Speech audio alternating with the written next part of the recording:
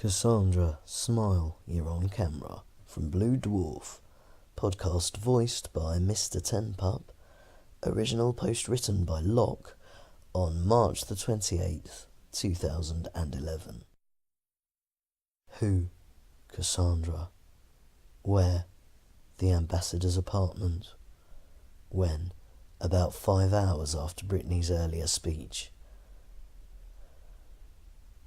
Regarding her reflection in the glass steel window, Cass tugged her suit straight and twisted first one way and then the other, before turning away with a swish of unfamiliar blonde hair.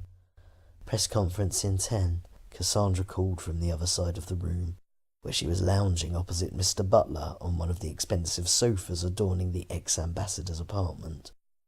Yeah, Cass muttered, trying not to curl her lip at the thought, as she turned back to the window to gaze at the view of deep space outside. The last few hours had been more than a little hectic, she reflected.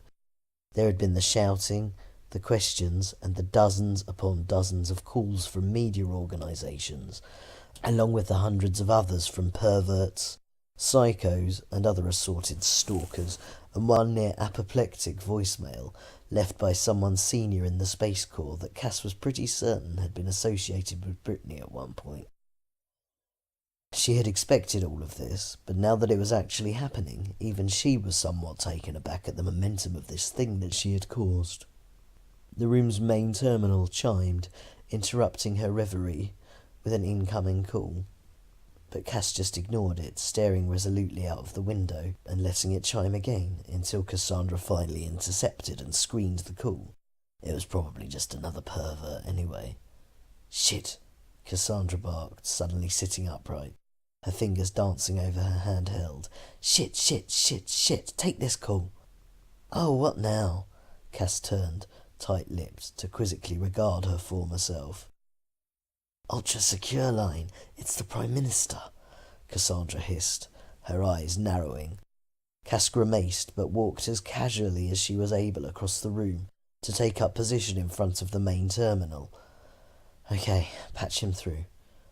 The screen shimmered to life a second later, showing the cadaverous visage of the British Prime Minister, Mr. William Lyre, a verminous creep of a man, with steel-grey hair, a colossally insincere smile, and reputedly fewer morals than a particularly untrustworthy snake. Prime Minister Lyre? Cass inclined her head, acknowledging him coolly. Your Highness, if that's who you really are, the Prime Minister sneered in mock deference. Before, apparently, unable to contain himself, he exploded. Just what the hell do you think you're doing? You can't go declaring war on an alien species just because you smegging well feel like it, you stupid trollop. I've put up with some crap from Brittany in my time, but have you any idea what you've done with that little speech of yours? He continued. You've ruined years of careful diplomacy, and you could well have jeopardized the lives of millions, no, billions of people, and all for what? Some sentimental attachments to that rusting blue hulk and its feckless reprobate crew that you, Brittany, whoever you are, seem so enamoured with. Lyre paused to collect himself, before continuing in a low, venomous voice. Well, let me tell you this, Brittany. While my lazy, incompetent cabinet colleagues may well have elected to take your claim to be the Queen at face value, I've managed to persuade them to require you to undergo a series of tests to assess the verisimilitude of your claim. Have you quite finished, you odious little man? Cass snapped. Not quite. Lyre smiled evilly. A team of specialists have been dispatched and are en route on a Space Corps cruiser, although between you and me, I'd say that it's highly unlikely you'll be passing their tests, even if you really are our beloved Queen. I'm sure you get my drift. Quite adequately, Mr. Lyre, Cass replied breezily. You seek to discredit my legitimate claim in petty retaliation for my earlier speech, or more likely to further your own ambitions. Well, know this, sir, I will not be swayed from my course.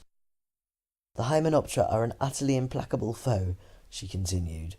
To them we are nothing more than inconvenient food or base vermin to be exterminated or murdered en masse. And while those in power waste years in attempted appeasement, these creatures continue to rape our worlds with impunity, massacring untold millions of our citizens. Cass paused for effect. This, Mr. Liar, will stop.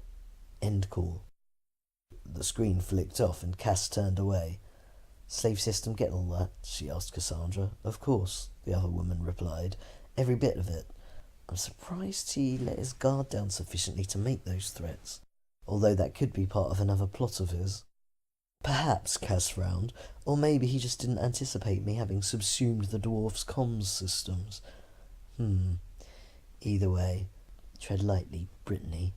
Same with that test if it ever comes off. I know falsification of evidence, threats, bribes, torture, and even murder will see you clear, but this is a critical juncture. You can't be too careful. Yeah, I know.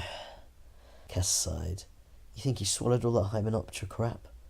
Hard to say. He's smarter than most, and has probably figured out what you're trying to do with releasing that speech onto the net. Yeah, that's what I thought, Cass muttered glumly, reflecting that the main problem with chatting to a duplicate of yourself was that their mind worked in exactly the same way as your own, and as such conversations tended to be very much like an internal dialogue. Anyway, Cassandra smiled, our internal dialogue aside, the press conference begins soon. We should be on our way. Standing behind a lectern in the conference hall some time later, Cass surveyed the assembled ranks of mostly holographic reporters who had been transmitted over via tachyon comms as soon as her speech had hit the net. The conference had gone well, and she was just fielding the last few questions from the floor. Yes, she said pleasantly. Next question. A young female reporter stood up. Bethany Phillips, Galactic Herald, the holographic woman began. Some commentators have raised questions about... She never got to finish her question, as a commotion suddenly erupted outside the hall, and the doors burst open, revealing a dishevelled Seymour in an ever so slightly too short women's dressing gown, grappling with a couple of security guards who are trying hard not to pull the already gaping garment open any further, while at the same time trying to restrain him. "My queen!" he bellowed plaintively, as assembled ranks of the galaxy's film crews turned their cameras on him. This podcast is a work of fiction and is in no way approved, endorsed, or even liked by the creators of Red Dwarf. For more stories and information, visit bluedwarf.co.uk.